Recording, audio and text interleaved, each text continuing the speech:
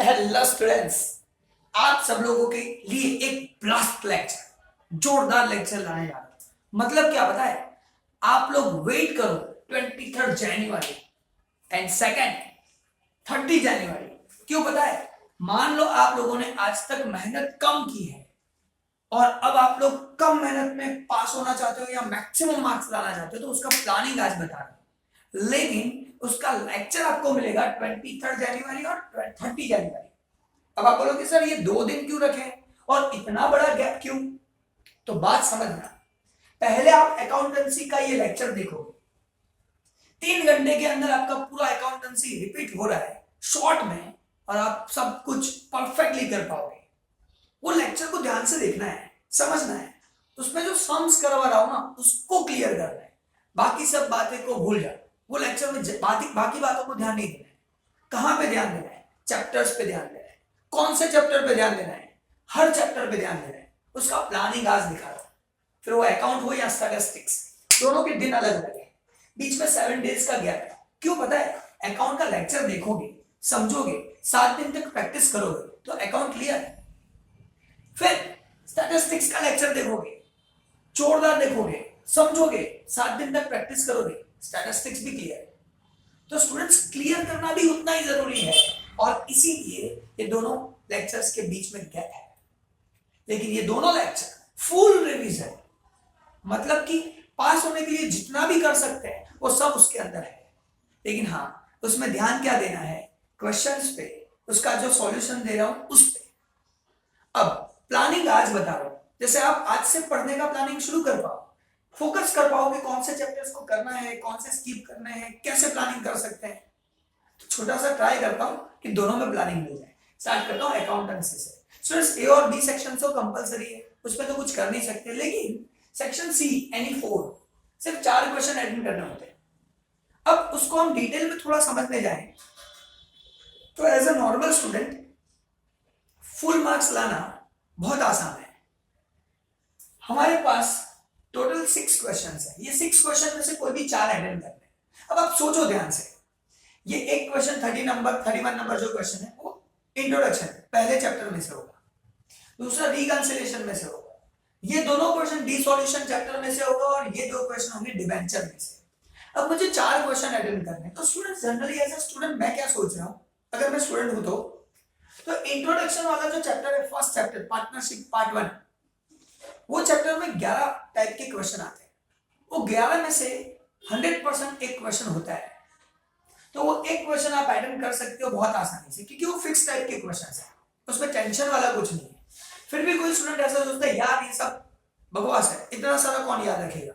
तो बाकी हमारे पास ऑप्शन तो है ही, लेकिन एज अ स्टूडेंट ये चीज आसान होता है, थोड़ी सी मेहनत में क्लियर हो जाता है।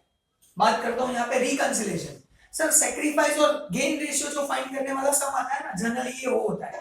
तो ये दोनों सम अटेंड करने चाहिए। इतनी प्रैक्टिस कर लो कि आपका काम हो जाए। बात आती है अब ये दोनों में से कोई भी 2 अटेंड करना। तो स्टूडेंट्स, अगर आपको मजबूताई से पता है कि मेरा ये चैप्टर तो 100% क्लियर है, मान लो डिबेंचर 100% आता है सर, तो प्रॉब्लम नहीं है। लेकिन जो नॉर्मल स्टूडेंट है जिसको 100% चैप्टर नहीं आता है, तो स्टूडेंट एक सम इसमें से करना है और एक सम इसमें से करना है। क्यों? क्योंकि एक टाइप के जो सम होते हैं ना, एक फिक्स होता है, डिसॉल्यूशन में से आता है। सेम टाइप का समझो, हर साल 2 में से एक फिक्स जैसा है, और यहाँ पे भी डिबेंचर में 2 में से एक फिक्स जैसा है, और वो मेथड भी आसान है। अगर उतना कर लोगे तो आपका एक एक सम दोनों में से अटेंड कर सकते हैं। तो 4 क्वेश्चन हो गए, 31, 32, 33, 34 में से एक। अब उसको आइडेंटिफाई करना पड़ेगा। मेरा लेक्चर देखोगे ना 23 वाला, उसमें आपको सब मिल जाएगा कि अच्छा ये क्वेश्चंस करने जैसे है।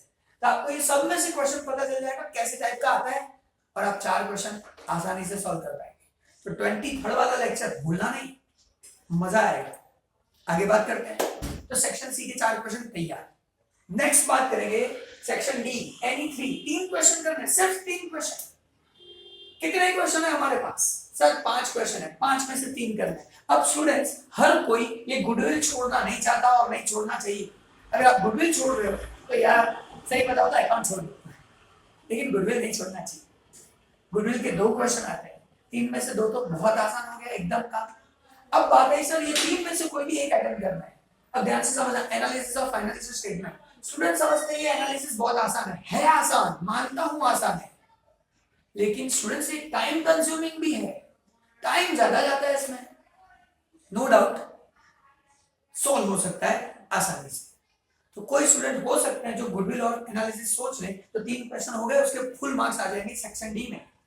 लेकिन स्टूडेंट्स अगर कमल सर की बात मानो तो रेशियो भी कुछ हार्ड काम नहीं है, रेशियो में थोड़ी सी मेहनत करो। ऐसा नहीं बोल रहा हूं कि हर चीज 100% करो, रेशियो में जितने बोर्ड में आज तक क्वेश्चन पूछ चुके हैं उतना सॉल्व कर लो। अगर उसमें से फिर से एग्जाम में आता है तो ये टाइम सेविंग है, ये 2 क्वेश्चन और ये तीसरा, आपके 3 क्वेश्चन रेडी। अगर ऐसा लगता है वो हार्ड है तो एनालिसिस तो आप माइंड में समझ के गए हो, ये तो आप कर ही सकते हो, इसमें कोई प्रॉब्लम है नहीं। तो स्टूडेंट्स अगर कमल सर होते तो वो ऐसा बोलते हैं यार गुडविल के 2 क्वेश्चन करो और रेशियो का 1 करो। रेशियो में बहुत हार्ड क्वेश्चन आता है, ऐसा लगता है नहीं समझ में आया, तो ही ये एनालिसिस करो। मैं तो कैश फ्लो भी नहीं छोड़ता हूं, कैश फ्लो में भी 2 टाइप के क्वेश्चन तो कर ही सकते हैं। ऑपरेटिंग एक्टिविटी वाला सम छोड़ दो, बाकी 2 मेथड करके जाओ। कभी कभी क्या होता है ऑपरेटिंग वाला होता है तो भी आसान होता है, लेकिन ठीक है चलो उसको छोड़ दिया, लेकिन बाकी तो आसान है, तो ये भी छोड़ते नहीं है, इजी वाला करके जाना होता है। लेकिन हाँ पहला प्रेफरेंस किसको देंगे, गुडविल के 2 क्वेश्चन, रेशियो के 1 क्वेश्चन, 3 क्वेश्चन दिए और सेक्शन डी खत्म। अब सर बात आई 8 मार्क्स वाली सेक्शन ई। अब सेक्शन ई की जब बात करेंगे तो आपको 3 क्वेश्चन अटेंड करने हैं 5 में से। अब उसमें admission, retirement and share capital. Students admission और रिटायरमेंट ये ऐसे चैप्टर्स हैं जिसमें मैक्सिमम टाइम जाता है, और शेयर कैपिटल ये एक ऐसा चैप्टर है जिसमें कम टाइम में मैक्सिमम मार्क्स मिल सकते हैं। तो जो स्टूडेंट्स पास होना चाहते हैं अगर मेरी बात माने तो शेयर कैपिटल का एक सम तो एटलीस्ट अटेंड करना ही चाहिए। अगर दोनों सम आपको आते हैं तो दोनों शेयर कैपिटल अटेंड करने की कोशिश करो, time saving and maximum marks. अगर ये 2 क्वेश्चन अटेंड कर लिए तो स्टूडेंट्स ये 3 में से जो इजीएस्ट सम होगा वो आप सम सॉल्व कर पाएंगे और टाइम बचेगा, क्योंकि फाइनल अकाउंट में कैसे टाइम ज्यादा जाता है वैसे ये 3 में टाइम ज्यादा जाने के चांसेस है अगर आपकी प्रैक्टिस नहीं है तो। और अगर तीनों ये अटेंड करते हैं तो पेपर लेंथी लगेगा, सॉल्व नहीं हो पाएगा, और इसलिए स्टूडेंट्स ये दोनों अटेंड करके कोई भी एक इसमें से अटेंड करो, आसान हो जाएगा। लेकिन हाँ उसके लिए शेयर कैपिटल मजबूत होना जरूरी है। अब कोई स्टूडेंट बोलते सर हमको तो सीधा सीधा सिंपल एंट्रीज करके मार्क्स लेना, तो ये तीनों कर लो, सेम ही टाइप की एंट्रीज है, सेम एंट्रीज करो, क्लोज नहीं करना है, 4-4 मार्क लेके काम खत्म कर सकते हो। लेकिन अगर चाहो तो फुल लाने हो मेहनत कर सकते हैं। फिर से वेट करो 23rd के लेक्चर की, उसमें बहुत सारी चीजें बता चुका हूं और ये तो आपको डिटेल में हो चुका है। बात करते हैं आगे, लास्ट सेक्शन है फोर्थ, कंपलसरी, मैं कुछ नहीं कर सकता, फाइनल अकाउंट अटेंड करना ही पड़ेगा, पार्टनरशिप हो या कंपनी को। हाँ इतना बोल सकता हूँ, कंपनी फाइनल अकाउंट नहीं छोड़ सकते, बहुत आसान है। और अगर कमल सर की मेथड से पूरा साल पढ़े हो और आज भी अगर नहीं पढ़ा है तो आगे के लेक्चर्स कवर करो, सेकंड पार्ट कवर करो, company final account perfect cover कर सकते हो। उसके ऊपर से बाकी के रेशियो एनालिसिस की भी बात कर सकते हैं, कैश फ्लो की भी बात कर सकते हैं। तो सब चैप्टर्स आपके लिए आसान हो जाएंगे अगर आसानी से कंपनी फाइनल अकाउंट समझाए तो मेरे सब लेक्चर देख सकते हो, तो बहुत आसान है। वरना 23rd का लेक्चर तो है ही जो पास करने के लिए बहुत हेल्पफुल रहेगा। अब ये स्टैटिस्टिक्स खत्म, सॉरी अकाउंटेंसी खत्म, जिसके अंदर 7 डेज तक आप प्रैक्टिस करो। फिर आता है आपका 30 डेट, जिस दिन स्टैटिस्टिक्स की मेहनत शुरू होगी। वो लेक्चर भी आप देखो, मजे लो, प्लानिंग आज से कर लो। तो पहला है आपका सेक्शन सी, ये वाला, एनी 7 क्वेश्चन, 7 क्वेश्चन आपको अटेंड करने 9 में से। अब स्टूडेंट इसमें भी अगर आप चैप्टर्स को देखोगे ना तो index number, correlation, regression, time series, ये 4 क्वेश्चन है। तो हो सकता है आप ये चारों मत छोड़ो, अगर हो सके तो चारों मत छोड़ो। और ये चारों का ये जो लेक्चर है उसमें बहुत आसानी से बहुत सारी चीजें दे दी गई है, बहुत अच्छा आसानी से आप सॉल्व कर पाओगे। वो लेक्चर को ध्यान से देखना है, समझना है और 7 दिन तक सॉल्व करना है, परफेक्ट सॉल्व करना है, मार्क्स मिलेंगे ही मिलेंगे। तो ये 4 क्वेश्चन को कभी मत छोड़ो। अब बात है सर पीछे के ये सम्स की, ये 4 सम को मत छोड़ो, पीछे के ये सम्स के। तो 7 क्वेश्चन है, 4 तो हो गए, बाकी बचे 3। तो स्टूडेंट्स लोग ऐसा समझते हैं कि ये दोनों बहुत हार्ड होता है, लेकिन एक्चुअली ऐसा नहीं है। लिमिट और डेरिवेटिव के जो बोर्ड में क्वेश्चन है ना, बहुत आसान है, एक बार सॉल्व करके देखो, पता चल जाएगा। तो अगर मैं होता तो पहले 4 और लास्ट वाले 3 अटेंड करवाता और आप लोगों का काम आसानी से फुल मार्क्स का सेक्शन सी का हो जाता। नो डाउट प्रोबेबिलिटी डिस्ट्रीब्यूशन जो चैप्टर है उसमें से कभी हार्ड, कभी इजी, कभी समझ में आए ना आए, ऐसे चांसेस है। लेकिन इसमें से इजी टॉपिक कर जाओ, आसान लगता है तो ये सब सॉल्व करो ना, कौन ना बोल रहा है। आप इंडेक्स नंबर भी ऑप्शन में निकाल ही सकते हैं। लेकिन स्टूडेंट्स एक भी चैप्टर में छोड़ने को कभी नहीं बोलता हूं, हर किसी में से इजीएस्ट टॉपिक करने को बोलते हैं। जो कंपलसरी की बात है तो ये कंपलसरी इतनी मेहनत करो कि सब आ जाए, ये कंपलसरी इतनी मेहनत करो कि सब आ जाए, related to board exam only. Text book मत करो, लेकिन बोर्ड एग्जाम के रिलेटेड तो कर ही सकते हैं। और इसलिए आपको ये लेक्चर देखना है, जैसे आपको लगे अच्छा ऐसा ही है, ये आया था एग्जाम में, बल्ले बल्ले। आगे बात करेंगे सेक्शन डी। एनी 8 क्वेश्चन लिखने, भाई है कितने, 2 4 6 8 10 12 में से सिर्फ 8, 4 ऑप्शन में निकाल दो भाई। अब सुनो ध्यान से, इंडेक्स नंबर डी में आता है, 2 क्वेश्चन है, कोरिलेशन रिग्रेशन टाइम से। स्टूडेंट्स ये तो नहीं छोड़ना, कुछ भी हो जाए नहीं छोड़ना। तो कितने क्वेश्चन है, 2 4 6, अब बचे सिर्फ 2।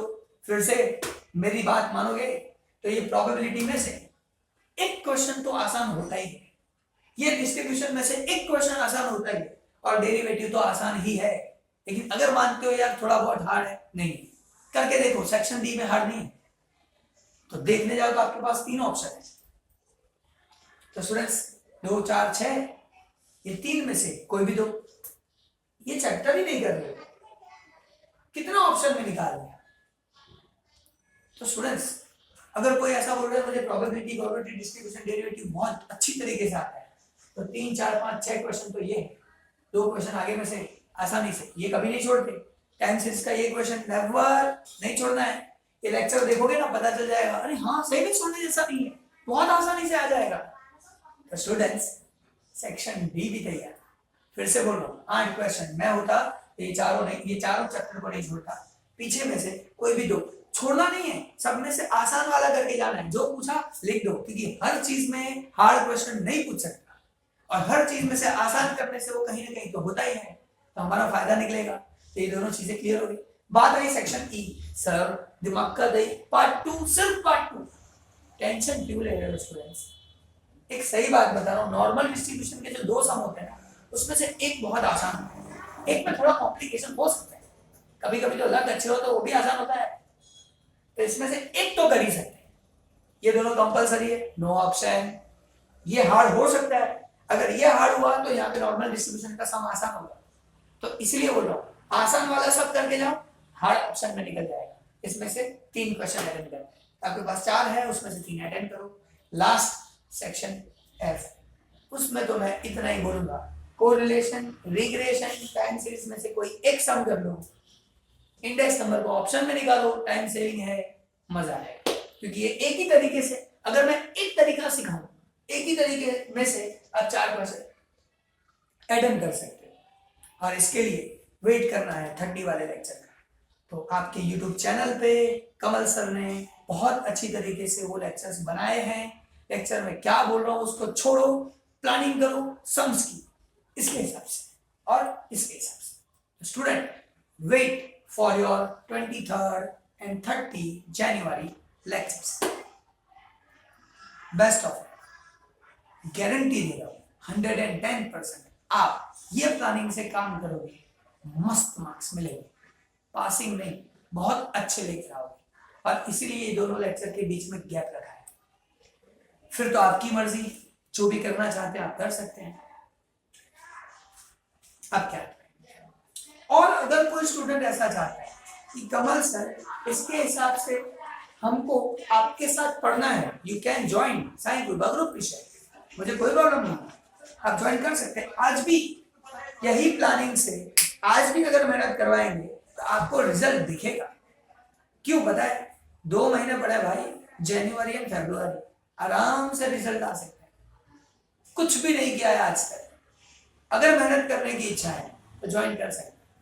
Contact to Kawal. Bye bye.